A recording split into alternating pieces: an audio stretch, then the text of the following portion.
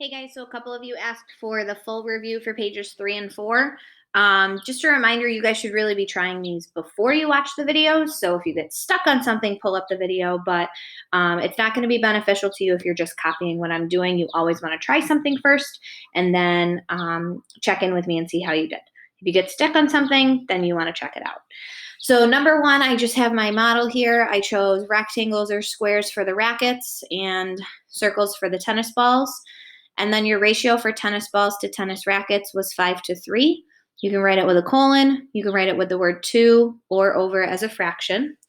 And then for tennis balls to total pieces of tennis equipment was 5:8 or 5:8. Remember, this is called a part to whole ratio. So the 8 came from finding the whole amount of pieces of equipment, and 5 and 3 make 8. So let me get ready for number 2 here. All right, so here's your response for question 2. So the ratio of 6:8 represents 6 tiger shark teeth to 8 sand shark teeth. The second part wanted to know the ratio 4:18. Now, 4 is not a part of the text or the information from up here, but it said the rest are bull shark teeth, which means that if there were 6 tiger shark teeth and 8 sand shark teeth, that means the last 4 had to be 4 bull shark teeth because there were 18 total. So the ratio that is being compared in 4:18 is 4 bull shark teeth to total shark teeth. Last part of this, how are part to part ratios different from part to whole? Part to part compares 2 parts, but part to whole require you to add all of the parts to find the whole. Okay, so that's it for page. Right along to page 4. So for question 2, about the chef, if it says 2 out of every 5 dinner guests will order the soup, that means that 2 guests will order the soup for every 5. So I showed here that we're actually multiplying by 160. 5 times 160 gave you that 800, and then 2 times 160 would give you the 320. So the chef should estimate 320 cups made. I'm going to hit pause. You should try 3 and 4 if you haven't already. I'm going to get those set up and we'll go over the answers. All right, so question 3 was a little tricky because the ratio they gave you was a part-to-part ratio, but they're actually looking for you to find information using the total. So if there's 2 cups of peaches and 3 cups of cherries, that's 5 total cups of fruit.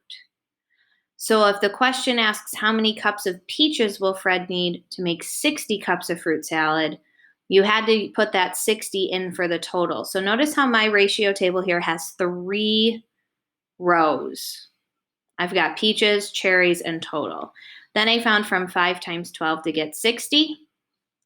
And then to find peaches, I would need to do 2 times 12, and my answer would be 24 cups of peaches. Okay. All right, so for 4 with the community garden question, the ratio was 50 families to support them, gave away 150 plants. If I was trying to find from 50 families to 65 families, that's not a good, those aren't good factors to work with. So what I ended up doing was finding a unit rate, and I found that each family received 3 plants. And then from there, I could scale up 1 family times 65 to get 65 families, and 3 times 65 was 195 plants. So they would need 195 plants to support 65.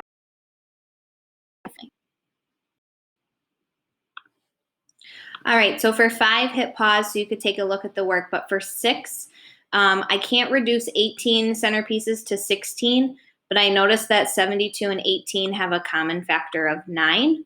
So I know that 8 ivy stems are needed for 2 centerpieces. And then from there, I can multiply 2 times 8 is 16, and 8 times 8 is 64. So she will need 64 ivy stems for those 16 centerpieces. Okay, so really it's just about finding that unit rate and then scaling it back up for your answer. And that's it.